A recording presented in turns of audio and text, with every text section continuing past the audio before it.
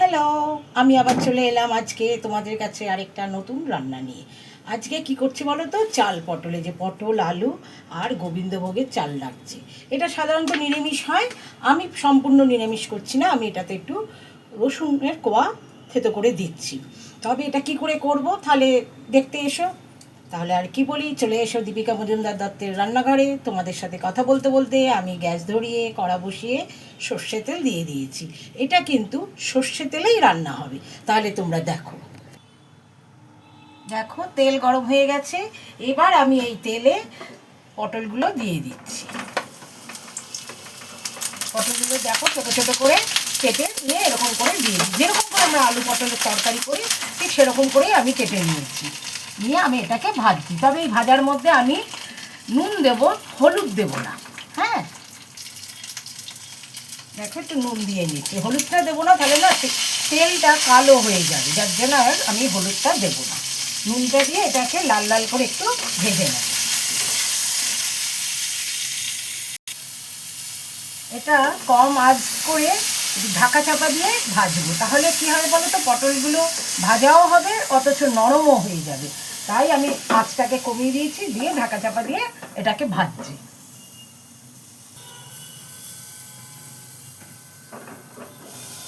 দেখো এটা ভাজা হয়ে গেছে, হলুদ পড়েনি তো তাই বেশি লাল লাল লাগছে না।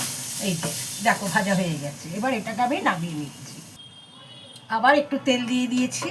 এইবার এই তেলের মধ্যে তোমার এই যে আলুগুলো যে কেটেছি ছোট ছোট করে, সেই আলুগুলো দিয়ে দিলাম। এই আলুগুলো দিয়ে দিচ্ছি। এবার আলুটা আন্দাজ মতো নুন দেব, আন্দাজ মতো নুন,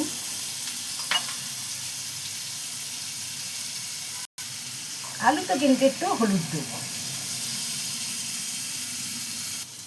দেখো আলুগুলো কেমন বেশ একটু লাল লাল ভাজা হয়ে গেছে। এইবার এগুলোকে আমি তুলে রাখছি, তুলে নেবো। তারপর দেখো কি করি। দেখো আবারও সর্ষে তেল দিয়ে নিয়েছি। এইবার এর মধ্যে কি দিচ্ছি দেখো, এই যে দুটো তেজপাতা, দুটো কাঁচা লঙ্কা, সামান্য গোটা জিরে আর গরম মশলা, এগুলো আমি ফোড়নে দিয়ে দিলাম।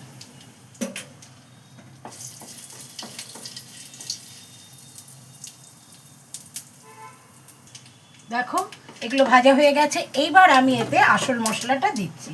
এর মধ্যে তোমার বলেছি আমি পুরো নিরামিষ করছি না, রসুন আছে 4টে কোয়া, 1 ইঞ্চি আদা, আর জিরে ধনে তোমার শুকনো লঙ্কা, হলুদের গুঁড়ো, যা যা বেসিক মশলা সবই রয়েছে।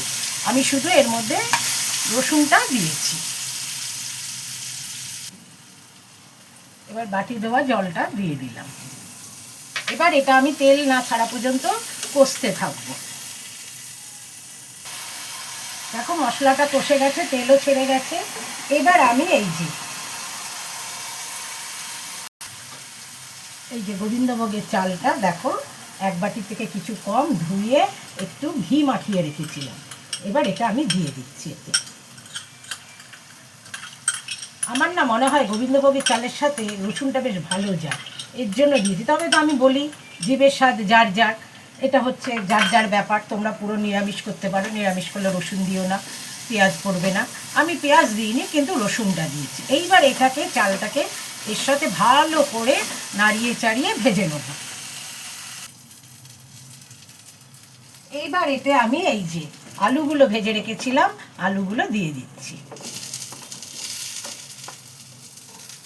আলুগুলো দিয়ে এবার চালটার সাথে মিশিয়ে নেব।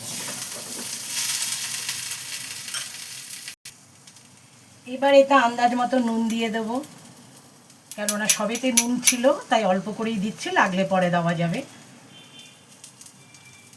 আর তোমার দেবো এই যে গুড়ের পাউডার, একটু সামান্য গুড়ের পাউডার দিচ্ছি। সেরকম মিষ্টি হবে না, কিন্তু একটু দিচ্ছি ব্যালেন্সটা রাখার জন্য।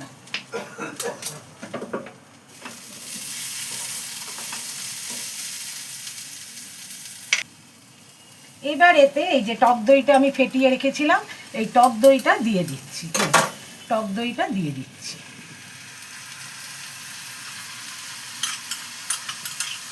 টক দইটা আমি দিয়ে দিলাম। আমি কিন্তু টমেটো দিই না, আমি টক দইটা দিয়ে দিচ্ছি। আর এই যে বাটিটা, টক দইয়ের বাটিটা দিয়ে দিলাম।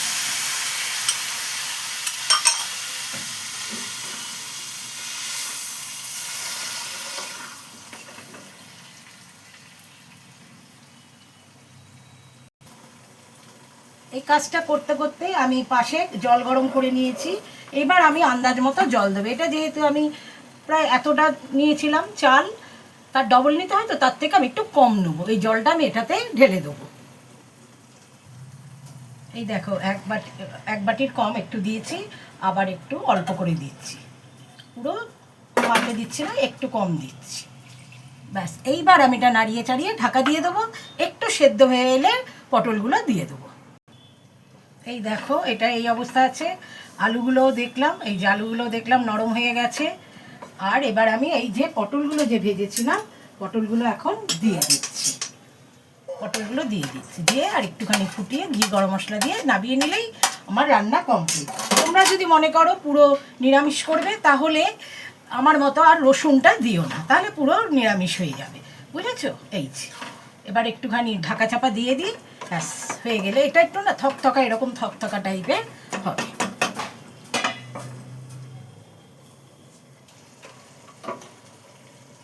দেখো আমার এটা হয়ে গেছে, পটল আলু চাল সব সেদ্ধ হয়ে গেছে। এবার আমি এতে তোমার গরম মশলা আর ঘিটা দিয়ে দিচ্ছি। এই দেখো শাহি গরম মশলা দিয়ে দিলাম। আমি কিন্তু গ্যাস নিভিয়ে দিয়েছি, কেননা চাল আছে তো একদম শুকনো হয়ে যাবে, যার জন্য নিভিয়ে দিয়েছি যাতে এরকম থাকে। আর এই যে ঘি দিয়ে দিলাম, দেখো খানিকটা ঘি দিলাম, দিয়ে এবার এটাকে নাড়াচাড়া করে সবকটাতে লাগিয়ে নিয়ে আমি স্ট্যান্ডিং টাইম দিয়ে তোমাদের নামিয়ে দেখাচ্ছি। তাহলে আমার রান্না কমপ্লিট। তোমরা যদি পুরো নিরামিষ খাও, আমি এখনও বলছি, তাহলে রসুনটা দিও না। যেরকম করে বেসিক মশলা আদা জিরে ধনে যা যা আমরা দিই ওইসব দিয়ে করো। এটা বেশ নতুনত্ব রান্না, যদিও এটা পুরোনো দিনের রান্না, হারিয়ে যাওয়ার রান্না। তোমরা করে খেও। আর কি বলবো, দাঁড়াও আমি নামিয়ে তোমাদের দেখাচ্ছি।